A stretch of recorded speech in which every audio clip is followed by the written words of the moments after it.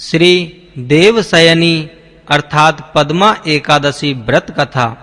आषाढ़ मास के शुक्ल पक्ष की एकादशी। धर्मराज युधिष्ठिर बोले, हे भगवान, आषाढ़ मास के शुक्ल पक्ष की एकादशी का क्या नाम है और उस दिन कौन से देवता की पूजा होती है तथा उसकी विधि क्या है, सो विस्तार पूर्वक कहिए। भगवान श्री कृष्ण बोले, हे राजन, एक समय देवर्षि नारद जी ने ब्रह्मा से यही प्रश्न पूछा था।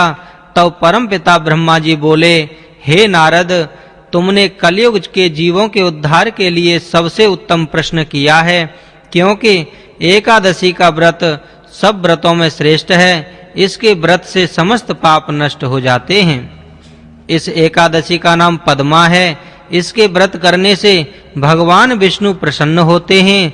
मैं एक पौराणिक कथा कहता हूँ, ध्यान पूर्वक सुनो।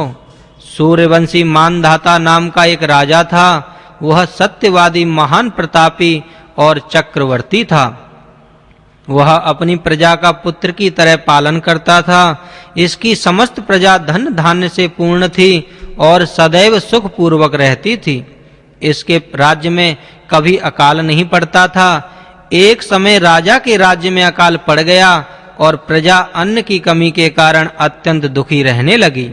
राज्य में यज्ञ होना बंद हो गए।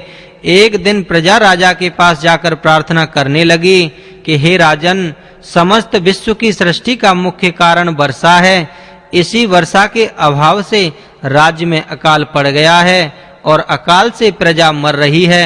हे राजन, आप कोई ऐसा उपाय बतलाइए जिससे हम लोगों का दुख दूर हो। इस पर राजा मानधाता बोला कि आप लोग ठीक कह रहे हैं। वर्षा के न होने से आप लोग बहुत दुखी हैं। राजा के पापों के कारण ही प्रजा को दुख भोगना पड़ता है।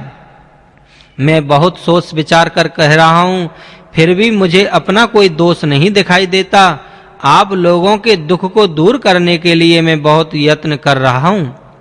ऐसा कहकर राजा मानधाता भगवान की पूजा कर कुछ मुख्य व्यक्तियों को साथ लेकर वन को चल दिया। वहाँ वह ऋषियों के आश्रमों में घूमते-घूमते अंत में परमपिता ब्रह्मा के पुत्र अंगिरा ऋषि के आश्रम पर पहुंचा। उस स्थान पर राजा रथ से उतरा और आश्रम में आया।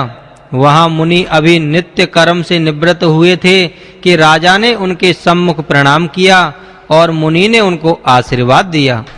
फिर राजा से बोले कि हे राजन, आप इस स्थान पर कैसे पधारे हैं, सो कहिए।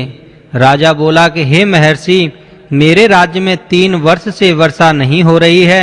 इससे अकाल पड़ गया है और प्रजा दुख भोग रही है। राजा के पापों के प्रभाव से ही प्रजा को कष्ट मिलता है, ऐसा शास्त्रों में लिखा है। मैं धर्म अनुसार राज्य करता हूँ, फिर यह अकाल कैसे पड़ गया है, इसका मुझे अभी तक पता न लग सका। अब मैं आपके पास इस संदेह की निवृत्ति के लिए आया हूँ।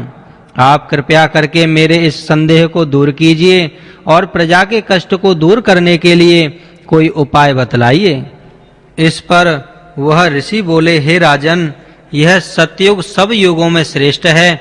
इसमें धर्म के चारों चरण सम्मिलित हैं। इस युग में केवल ब्राह्मणों को ही तपस्या करना तथा वेद पढ़ने का अधिकार है, परंतु आपके राज्य में एक शूद्र भी तपस्या कर रहा है। इसी दोष के कारण आपके राज्य में वर्षा नहीं हो रही है।